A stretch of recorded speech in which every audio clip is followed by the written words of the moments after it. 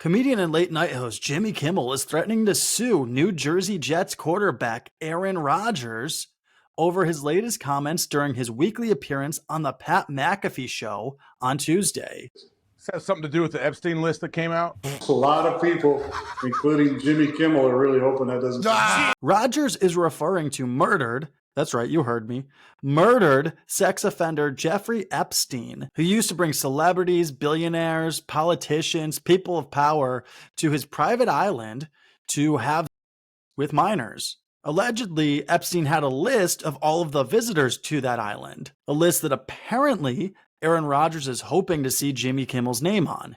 Here's why.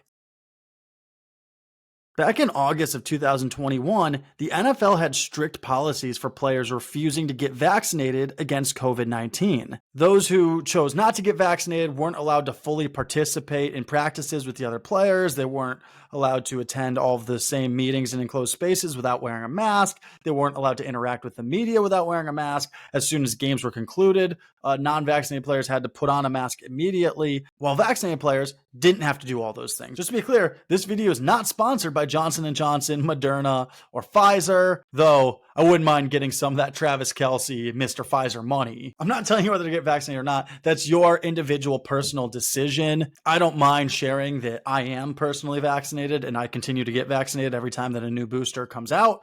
I'm very pro-vaccine for myself, but that's for me. I'm not telling you what to do. You do you. And to be honest, the NFL rules about getting vaccinated didn't make a whole lot of sense when you really think about it. These guys were on a football field, rolling around together, their faces ending up on more places on each other than some of their girlfriends. And the NFL thinks that putting on a mask after the final whistle makes sense. As if COVID was like, all right, guys, we're on a timeout until your little game is over. But once your game's over, I'm coming for all of you motherfuckers that didn't get vaccinated. In order to promote getting the vaccine, or at least that's what I think the motivation was, the NFL mandated that players who are vaccinated did not have to wear a mask, which brings us to this moment.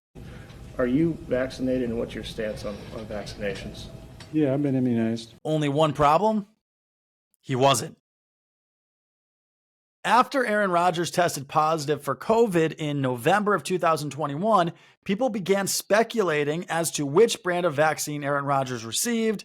That's when Rodgers confessed that he didn't receive Moderna, Pfizer, or Johnson & Johnson, but instead took some form of an alternate treatment that Aaron Rodgers didn't really clarify. Instead, he said that he got advice from TV personality and podcaster Joe Rogan. I consulted with a now good friend of mine, Joe Rogan. It might be worth noting that Joe Rogan has endorsed the use of ivermectin as a COVID treatment in the past. Take what you will with that information. I'm not telling you one way or the other to think about it.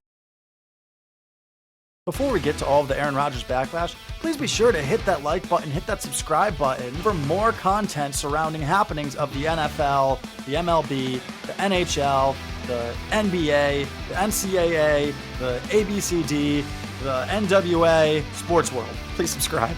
After Rodgers was busted for lying about being immunized against COVID-19, the entire sports media world reacted. Aaron Rodgers is a liar.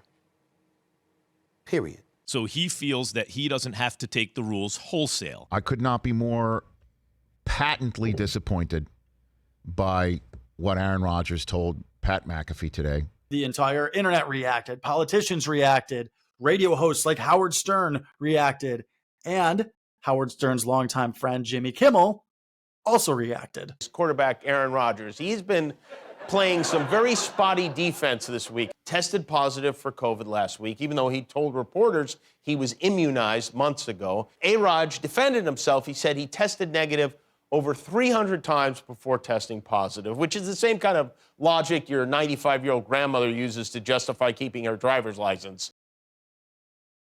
I don't know, how does someone who almost hosted Jeopardy come up with 40 incorrect responses in a row? I would, add this to the mix as an aside, but the great MLK said that you have a moral obligation to object to unjust rules and rules that make no sense. Yeah, but you didn't object. You pretended you were vaccinated and snuck around. Always a good move for a white millionaire to half quote Dr. Martin Luther King Jr., by the way. Kimmel didn't let up the teasing as Rodgers continued to make appearances on the Pat McAfee show over the years, including Kimmel mocking Rodgers for his belief in the Epstein list.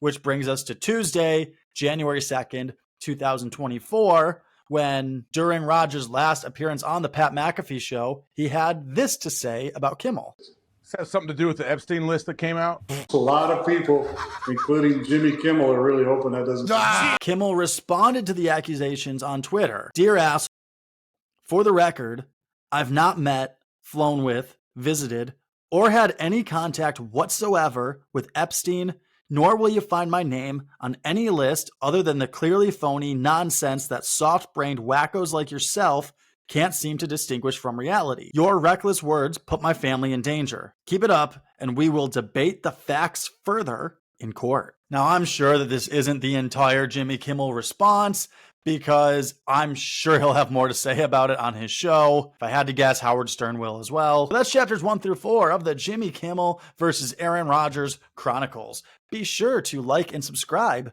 for more content.